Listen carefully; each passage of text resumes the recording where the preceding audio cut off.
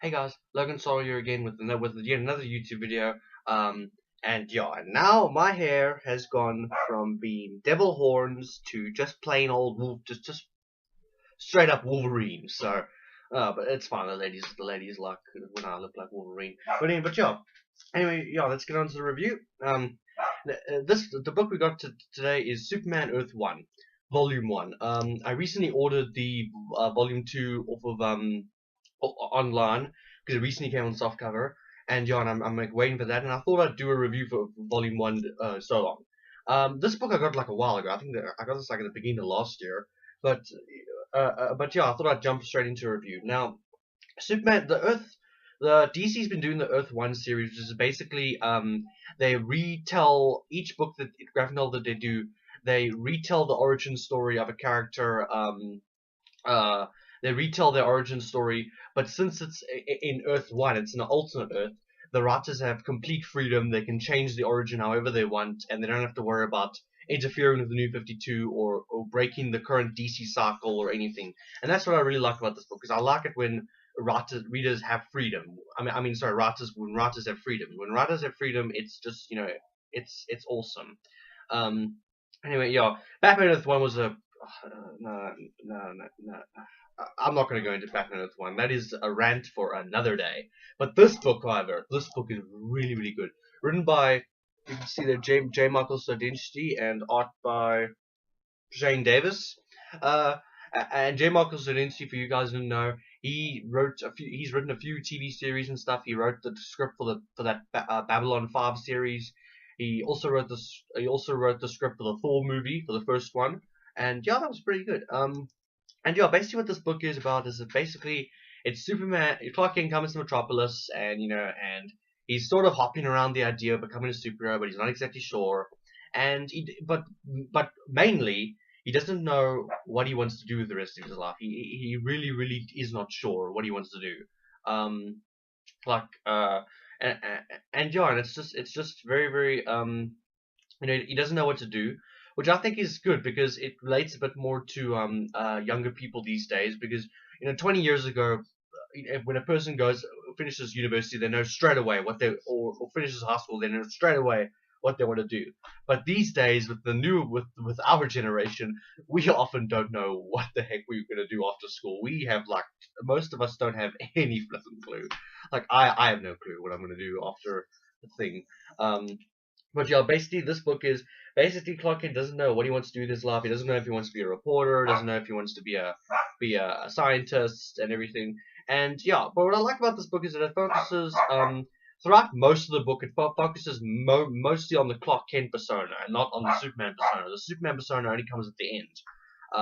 And basically what it happens is that Clark Kent goes to Metropolis.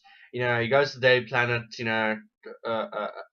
Goes for an interview there. Is not really sure not really sure if it's for him. Uh, just quick. If you're watching my video now, please just like fast forward like at least like about a minute or so because I'm about to give a quick spoiler. But my favorite moment of this book was when Superman walks into he goes for an interview at this very like pristine research company.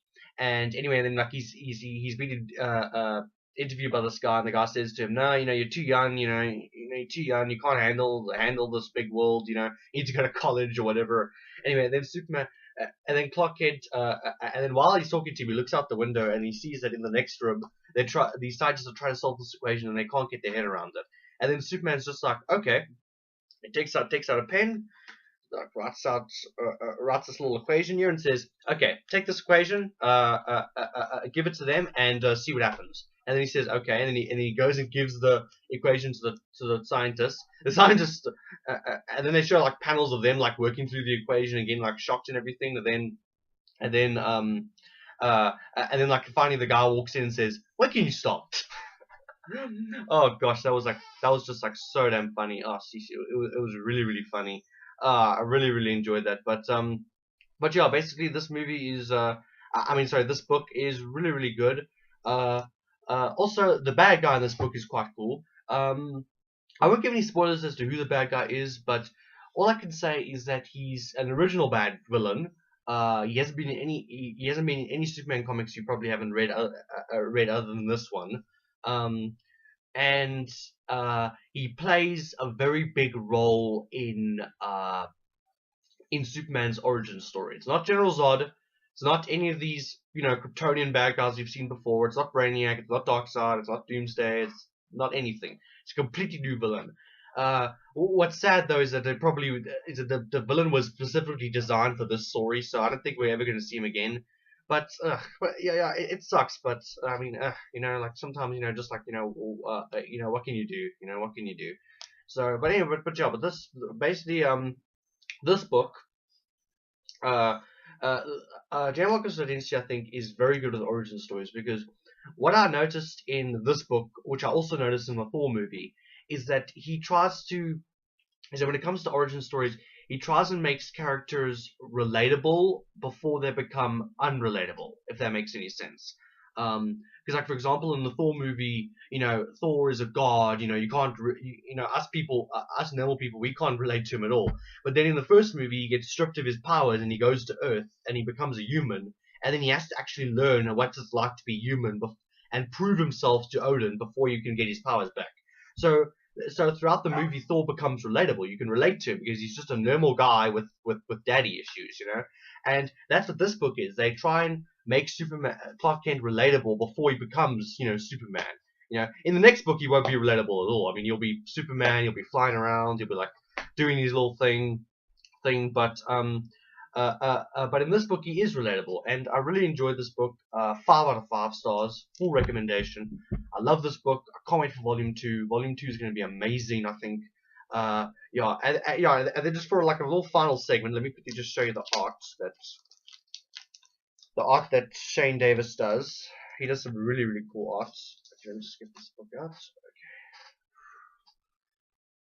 Okay, now, if I can give you for an example, here's some panels here. As you can see there with Superman holding the experiment, that's him at his scientist job. That's him trying out for a baseball team. That's him this is him being a business CEO at his apartment. There's him being at the bottom there. There's him being a construction worker. Yeah, that's basically it's like I said. He in this book, Superman really does. He just really. He goes and does other jobs, which is interesting because I found it interesting that you actually see him doing other jobs other than being a reporter, and that's pretty interesting. And then here's like the final panel. This is like him in his Superman suit. Pretty cool suit. I mean, in terms of the suit, they didn't really change anything about the suit. The suit's pretty much the same as the same classic Superman suit. It was different to Batman Earth 1 when they actually when he actually had like a special suit designed for that book.